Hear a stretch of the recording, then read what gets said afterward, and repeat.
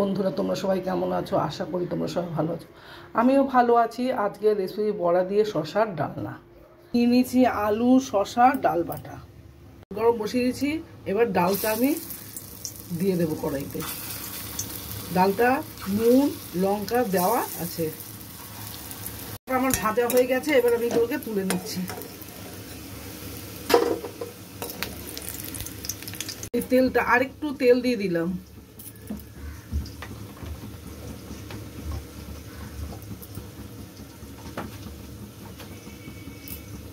এই আলুগুলো ছেড়ে দিচ্ছি। আলুগুলো একটু হালকা করে ভেজে নেব।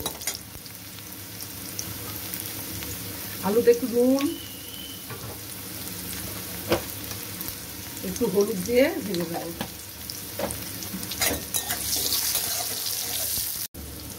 আলুটা হালকা ভাজা হয়ে গেছে। আমি এবার এটাকে তুলে নিচ্ছি।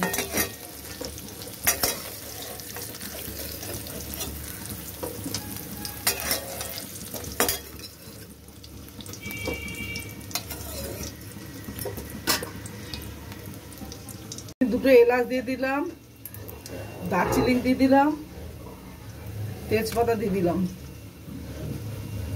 আর একটু জিরে ফোড়ন দিয়ে দিলাম। দিয়ে একটু ভেজে নেব। জিরের গন্ধ ছেড়ে গেছে, জিরেটা ভাজা হয়ে গেছে। আমি এবার শসাটাকে দিয়ে দেবো।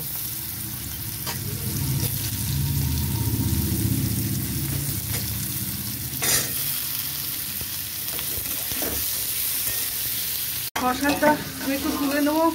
আদা দিতে ভুলে গেছি, তাই একটু আদাটা তেলে ছাড়বো, তার জন্য শসাটা আবার তুলে নিচ্ছি। একটু আদা বাটা দিয়ে দিলাম।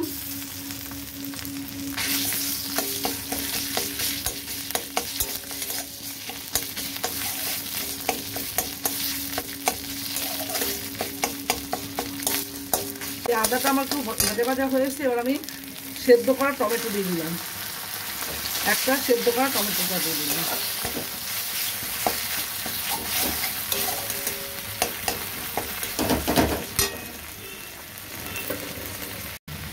এক চামচ আমি হলুদ দিয়ে দিচ্ছি। জিরে ধনের গুঁড়ো এক চামচ দিয়ে দিচ্ছি।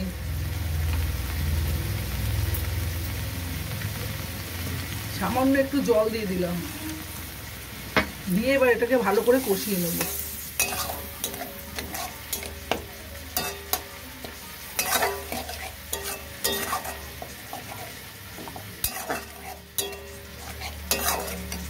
একদম কষে গেছে। এবার আমি এটা লঙ্কা দিয়ে দিচ্ছি।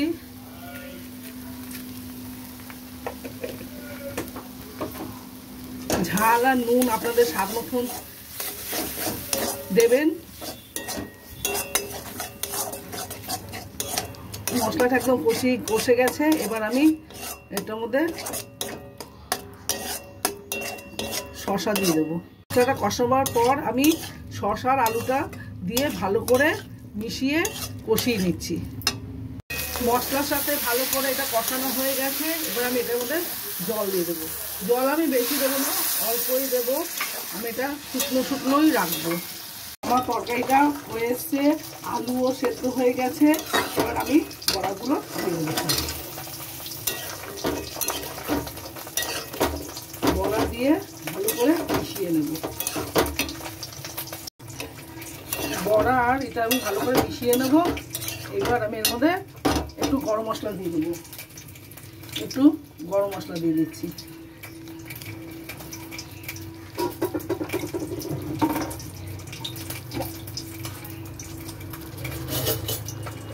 শসার তরকারিতে একটু একটু ঘি দিয়ে দিলাম।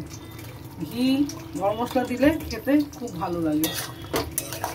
এবার এটাকে আমার হয়ে গেছে। এবার আমি এটাকে নামিয়ে নেব। এবার এটাকে আমি নামিয়ে নিচ্ছি। ঠিক আছে, শসা আলুর ডালনা হয়ে গেছে। বড়া দিয়ে শসা আলুর ডালনা।